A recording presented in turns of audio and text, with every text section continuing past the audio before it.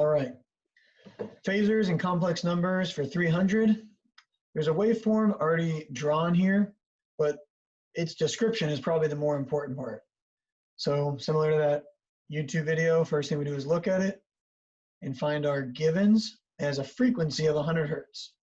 That is F.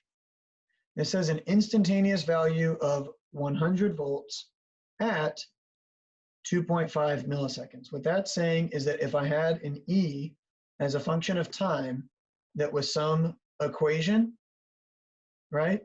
That if I plugged in E at 1.25 milliseconds, that is 100 volts. So if I have the generic equation for all voltage sources, and it says E as a function of time because I said E because it was here.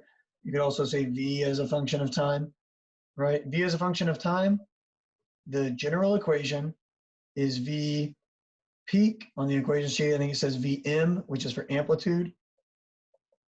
If you wrote cosine, I would also accept it.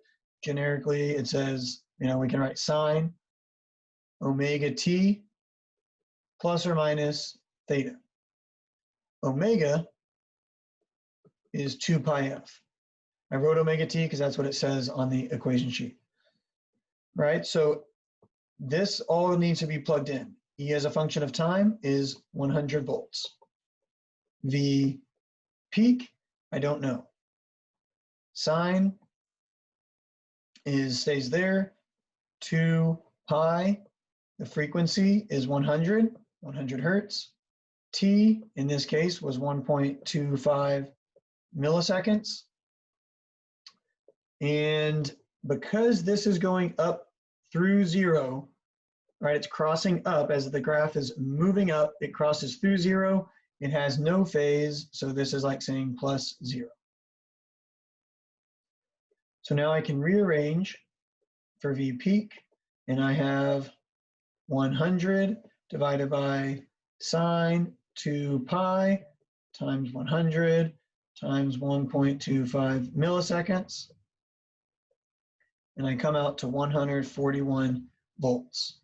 So I was asked to find the sine wave equation.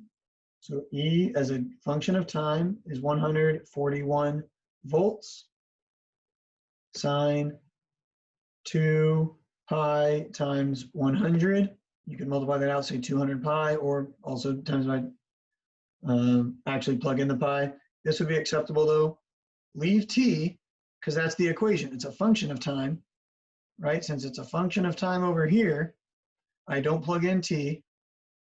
And we already said that it's crossing up through 0, so it's 0.